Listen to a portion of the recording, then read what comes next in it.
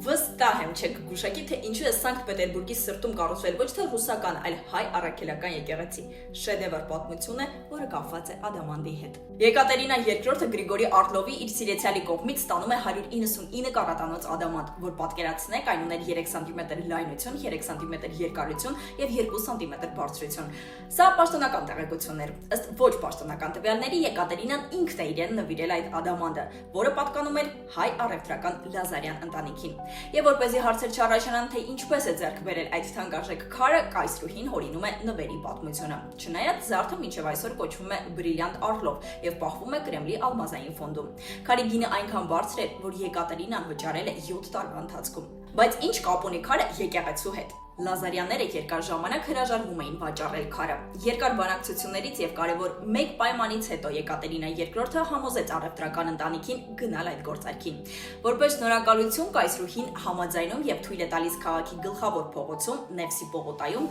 կառուցել հայ առաքելական եկեղեցի։